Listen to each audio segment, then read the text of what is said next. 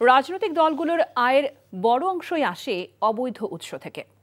আর ব্যক্তি বা প্রতিষ্ঠানের কাছ থেকে অর্থ নিলেও ইনকাম ট্যাক্সের ভয়ে সেগুলো আয় হিসেবে দেখায় না দলগুলো।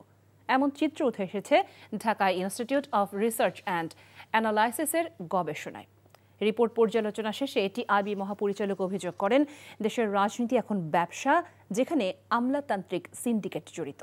আর রাজনৈতিক দলগুলোকে স্বচ্ছতা ও জবাবদিহিতার আওতায় আনার দাবি সুজন সম্পাদকের। জুবায়ের প্রধানের রিপোর্ট। ত্রয়োদশ জাতীয় নির্বাচন সামনে রেখে গত ৪ নভেম্বর সংশোধিত গণপ্রতিনিধিত্ব আদেশ আরপিও ২০২৫ জারি করে নির্বাচন কমিশন। এতে রাজনৈতিক দলগুলোর আয় ব্যয়ের কাঠামোসহ নির্বাচনী ব্যয়ের উপর গুরুত্ব দেওয়া হয়েছে। আরপিওর ৪৪ অনুচ্ছেদ অনুযায়ী প্রতি ভোটারের পেছনে প্রার্থীর সর্বোচ্চ খরচ নির্ধারণ করা হয়েছে ১০ টাকা। আর মনোনয়নপত্র জমার সময় জামানত ২০,০০০ থেকে বাড়িয়ে ৫০,০০০ টাকা করা হয়েছে। এসব বিধিনিষেধে নাগরিক সমাজ খুশি হলেও তা পালনে অনীহা বেশিরভাগ রাজনৈতিক দলের। রাজধানীর এলিফ্যান্ট রোডে আয়োজিত গোলটেবিল আলোচনায় এমন অভিযোগ বক্তাদের। সেখানে আয় ব্যয়ের বিষয়ে নিজেদের অবস্থান তুলে ধরে বিএনপি ও জামায়াতে ইসলামী। আমাদের প্রথম নীতি হচ্ছে যে রসিদ ছাড়া কোনো আয় নেই এবং ভাউচার ছাড়া কোনো ব্যয় নেই। আমাদের গঠনতন্ত্র আয়ের উৎসটা খুব ক্লিয়ারলি বলা আছে এবং এর বাইরে আমাদের কোনো আয় নেই।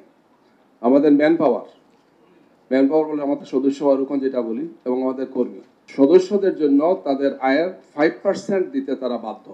পার্টি কোথা থেকে ফান্ড আনবে, এটা party problem. Party will decide একটা যে সে ফান্ড কোথা থেকে আনবে। কারণ আপনি ধরেন আমার একটা প্রোগ্রাম করতে আমার 10 লাখ টাকা খরচ হবে, এই 10 লাখ টাকা তো আমার কাছে নাই 10 লাখ টাকা খরচ করার। তো party should provide that fund, and party ফান্ডে অনেকভাবে টাকা আসে। জনগণ, ব্যবসায়ীরা ডোনেট করে, অন্যরা ডোনেট করে, টাকা আসে। হলফনামা যাচাই বাছাইয়ের গুরুত্ব বাড়বে জানিয়ে বদিউল আলম মজুমদার বলেন, নির্বাচন রাজনৈতিক অঙ্গন থেকে দুর্বৃত্তায়ন দূর করতে হবে। মনোনয়ন বর্জ্য হলো আমাদের যে অনিষ্টের একটা বড় কারণ, এবং এর মাধ্যমে কিন্তু রাজনীতিটা ব্যবসায় পরিণত হয়েছে। আমাদের নির্বাচনী অঙ্গনকে পরিচ্ছন্ন করতে হবে, রাজনৈতিক অঙ্গনকে পরিচ্ছন্ন করতে হবে, দুর্বৃত্তদের দূরে রাখতে হবে।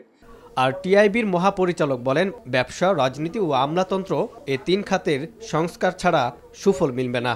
নির্বাচনী অর্থায়ন শুধুমাত্র কিন্তু প্রচারণার অর্থায়ন। নির্বাচন কমিশন যে বা আরপিও যে সীমাটা নির্ধারণ করে দিয়েছে, এটা শুধুমাত্র নির্বাচনী প্রচারণার জন্য।